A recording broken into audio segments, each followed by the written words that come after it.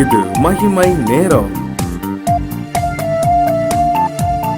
கர்த்தரும் இரட்சகருமாகிய இயேசு கிறிஸ்துவின் நாமத்தினாலே உங்கள் யாவருக்கும் என்னுடைய காலை வணக்கத்தை தெரிவித்துக் கொள்கிறேன். இந்த மகிமை தொலைக்காட்சியின் மூலமாக ஆண்டவருடைய வார்த்தையை உங்களோடு சொல்வதிலே மகிழ்ச்சி அடைகிறேன். இந்த நாளிலும் நாம ஒரு சில நிமிஷங்கள் தியானிக்கிற இந்த வார்த்தைகள் மெய்யாகவே நம்முடைய ஆத்மாவுக்கு பிரயோஜனமாக இருக்கும் என்று சொல்லி நம்புகிறேன். இந்த நாளிலே நாம் தியானிக்கும்படியாக தெரிந்து கொண்ட வேத வசனம் லூக்கா 8ஆம் அதிகாரம் 42ஆம் வசனம். தன் வீட்டிற்கு வரும்படி அவரை வேண்டிக் கொண்டான். தன் வீட்டிற்கு வரும்படி அவரை வேண்டிக் கொண்டான். நாம் நன்கு அறிந்த ஒரு வேத பகுதி. யார் என்று சொல்லி பார்க்கிற பொழுது எவீருவை குறித்து நாம் பார்க்கிறோம். ஜெப ஆலய தலைவனாகிய எவீருவை குறித்து நாம் பார்க்கிறோம். யாரை வீட்டுக்கு வரும்படி வேண்டிக் கொண்டான் என்று சொல்லி பார்க்கிற பொழுது ஆண்டவராகிய இயேசு கிறிஸ்துவை தன்னுடைய வீட்டிற்கு வரும்படி அவன் என்ன செய்தான்? வேண்டிக் கொண்டான். இந்த நாள்ல இந்த ஒரு வசனத்தை, இந்த ஒரு வரியை வைத்து நாம் தியானிக்க இருக்கிறோம். அவன் தன்னுடைய வீட்டுக்கு ஆண்டவர் வரணும்னு சொல்லி வேண்டிக் கொண்டான். அவனுடைய சூழ்நிலை நாம் நன்கு அறிந்திருக்கிறோம். அவனுடைய மகள் 12 வயது மகள் என்ன செய்கிறாள்? மரணத்துக்கு ஏதுவான வியாதியாய் இருந்து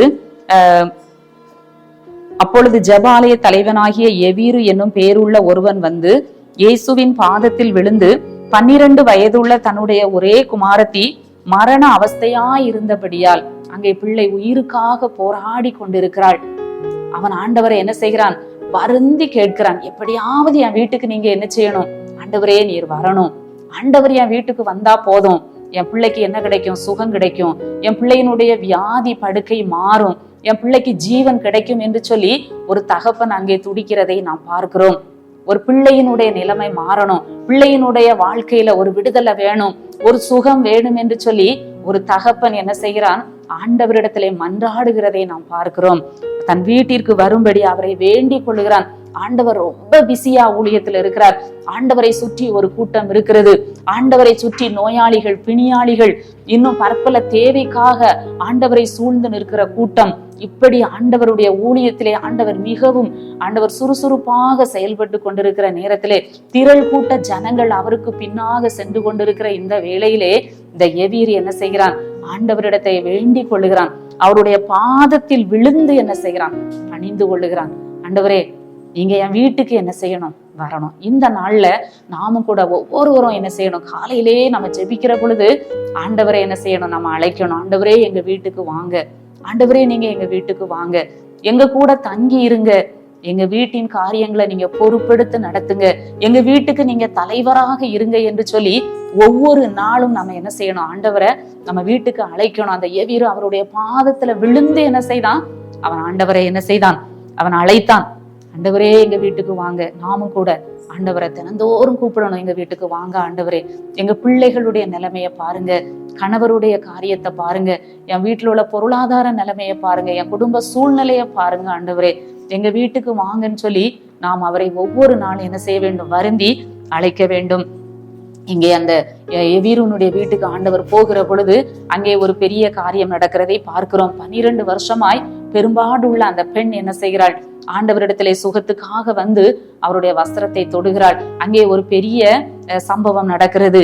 இப்படிப்பட்ட சூழ்நிலையிலே அங்கே ஒரு செய்தி வருகிறது. நீர் என்ன செய்ய வேண்டாம்? போதகரை வருத்தப்படுத்த வேண்டாம். ஜெபாலய தலைவனுடைய வீட்டில் இருந்து ஒருவன் வந்து உம்முடைய குமாரத்தி மரித்து போனாள், போதகரை வருத்தப்படுத்த வேண்டாம். இனி அவரை நீங்க என்ன செய்யாதீங்க, தொந்தரவு பண்ணாதுங்க. பிள்ளை என்ன செய்து போனாள்? மரித்து போனாள் என்று சொல்லும் பொழுது அந்த தகப்பனுடைய உள்ளம் எவ்வளவாய் துக்கப்பட்டிருக்கும். ஆண்டவர் சொல்லுகிறார், பயப்படாதே, நீ விசுவாசம் உள்ளவனாயிரு, அப்பொழுது அவள் ரட்சிக்கப்படுவாள். பயப்படாத, நீ விசுவாசமாயிரு, அப்பொழுது அவள் என்ன செய்வாள்? ரட்சிக்கப்படுவாள். அவன் முதலாவது செய்தது என்ன? அவருடைய பாதத்துல போய் விழுந்தான். ஆண்டவரே, என் மகளை சுகமாகணும், வீட்டுக்கு வாங்கன்னு சொல்லி வருந்தி அழைத்தான். இதே போல இன்னொரு சம்பவத்துல பார்க்கிற பொழுது ஒரு 100க்கு அதிபதி தன்னுடைய வேலைக்காரன், பிரியமான வேலைக்காரன் சுகவீனமாக இருக்கும் பொழுது அவன் சொல்லுகிறான், நீர் என் வீட்டுக்கு என்ன செய்ய வேண்டாம்? வர வேண்டாம். நீர் என் வீட்டுக்கு வருவத நான் ஒரு பாத்திரமா நினைக்கல, அதுக்கு நான் என்ன தகுதியா நான் என்ன செய்யல நினைக்கல. நீர் என் வீட்டுக்கு வர வேண்டாம் என்று சொல்லுகிறான். ஆனால் இந்த எவீர் என்ன சொல்லுகிறான்? நீர் என் வீட்டுக்கு வர வேண்டும் என்று சொல்லி அவரை வேண்டிக் கொள்ளுகிறான். நாம கூட வாழ்க்கையில நமக்கு ஒரு சுகம் வேணும், ஒரு விடுதலை வேணும், ஆண்டவருடைய அற்புதம் நம்ம வாழ்க்கையில நடக்கணும், நம்ம குடும்பத்துல நடக்கணும்னு சொல்லி சொன்னா நாம ஆண்டவரை நாம என்ன செய்ய வேண்டும்? வருந்தி அழைக்க வேண்டும். ஆண்டவரை நாம் கூப்பிட வேண்டும். எங்கள் வீட்டுக்கு வாரும் ஆண்டவரே என்று சொல்லி நாம் அவரை என்ன செய்ய வேண்டும்? கூப்பிட வேண்டும். இங்கே ஆண்டவர் அங்கே கடந்து செல்கிறார். அங்கே பார்க்கிறோம், எல்லாரும் அழுது அவளை குறித்து துக்கம் கொண்டாடுகிறதை கண்டு அங்க பார்க்கிறார். அங்கே அழுகை, துக்கம் கொண்டாடுதல். 12 வயது பெண் மரித்து போனால் அந்த வீடு எப்படி இருக்கும்? அங்கே எல்லாரும் அழுகிறார்கள், அங்கே துக்கம் கொண்டாடுகிறார்கள். ஆனால் இயேசு அந்த வீட்டுக்குள்ளே வந்தபோது அங்கே என்ன நடந்தது என்று சொல்லி நாம் பார்க்கிறோம். ஆண்டவர் சொல்லுகிறார், அவள் மரித்து போகவில்லை என்று சொல்லி அவளுடைய கையை பிடித்து பிள்ளையே எழுந்திரு என்று சொல்லி தூக்கி விடுகிறதை நாம் பார்க்கிறோம். உயிர் திரும்ப வந்தது. இன்றைக்கு பிள்ளைகளுக்காக அழுது கொண்டிருக்கிற பெற்றோர்கள் அநேகம், வியாதிப்பட்ட குழந்தைகளை வைத்துக் கொண்டிருக்கிற பெற்றோர்கள் அநேகம். ஒவ்வொரு நாளும் பிள்ளைகள் பலவீனத்தோடு காணப்படுகிறதை தாயும் தகப்பனும் பார்க்கும் பொழுது அவர்கள் உள்ளம் எவ்வளவாய் துக்கப்படுகிறது. அழுது புலம்புகிற பெற்றோர் உண்டு. என்றைக்கு என் பிள்ளையினுடைய பலவீனம் மாறும், என்றைக்கு என் பிள்ளைக்கு ஒரு ஆரோக்கியம் உண்டாகும் என்று சொல்லி கலங்குகிற பெற்றோர்கள் உண்டு. ஆண்டவரை நம்ம வீட்டுக்கு என்ன செய்ய வேண்டும்? வருந்தி அழைக்க வேண்டும். அந்த எவ்விருவை போல அவருடைய பாதத்திலே விழுந்து, என் பிள்ளைக்கு ஒரு சுகம் வேண்டும் ஆண்டவரே, என் பிள்ளை எழும்ப வேண்டும் ஆண்டவரே, என் பிள்ளை உயிர் பிழைக்க வேண்டும் ஆண்டவரே, என் பிள்ளைக்கு ஒரு பலன் வர வேண்டும் ஆண்டவரே என்று சொல்லி அவருடைய பாதத்திலே விழுந்து அவரை நாம வருந்தி வீட்டுக்கு அழைக்கிற பொழுது நிச்சயமாக ஆண்டவர் நம்முடைய வீட்டில் உள்ள புலம்பல்களையும் அழுகையையும் ஆண்டவர் மாற்றுவார் என்பதிலே சந்தேகம் இல்லை. இங்கே நாம பார்க்கிறோம், அந்த பிள்ளை உயிரோடு எழுந்தது. அவளுக்கு ஆகாரம் கொடுக்க ஆண்டவர் கட்டளையிட்டார். தாய் தகப்பன்மார் ஆச்சரியப்பட்டார்கள். ஆண்டவர் நம்ம வீட்டுக்கு வரும் பொழுது ஆச்சரியமான காரியங்களை செய்வார். பிள்ளைகளை குறித்து கலங்குகிறோம், கண்ணீர் வடிக்கிறோம், துக்கப்படுகிறோம், அழுகிறோம். ஆண்டவருடைய சமூகத்திலே நாம் என்ன செய்வோம்? வருந்தி கேட்டுக்கொள்வோம். ஆண்டவரே வீட்டுக்கு வாங்க, கோணலானதை செவ்வையாக்குங்க, வீட்டுக்குள்ள இருக்கிறதான ஆண்டவரே காரியங்கள், பலவீனங்கள், வியாதிகள், தரித்திரங்களை நீர் மாற்றும் ஆண்டவரே என்று சொல்லி ஒவ்வொரு நாளும் அவரை வருந்தி அழைக்கிற பொழுது நிச்சயமாக ஆண்டவர் வந்து எல்லா காரியத்தையும் அவர் சரிப்படுத்துவார் என்பதிலே சந்தேகம் இல்லை. இந்த காலை வேளையிலே நாம் ஆண்டவருடைய முகத்தை நோக்கி பார்த்து ஜெபிப்போம். எங்களை நேசிக்கிற நல்ல ஆண்டவரே, இந்த நல்ல நாளின் காலை வேளைக்காக உம்மை துதிக்கிறோம், உம்மை ஸ்தோத்தரிக்கிறோம். இந்த காலையிலே ஆண்டவர் எங்களுக்கு கொடுத்த நல்ல வார்த்தைக்காக உமக்கு நன்றி. இந்த எவீரு என்கிற தகப்பன் தன் பிள்ளையினுடைய ஆண்டவரே சுகத்துக்காக உடைய பாதத்திலே விழுந்து பணிந்து வீட்டுக்கு வர வேண்டும் என்று சொல்லி வருந்தி கேட்டுக்கொண்டான்.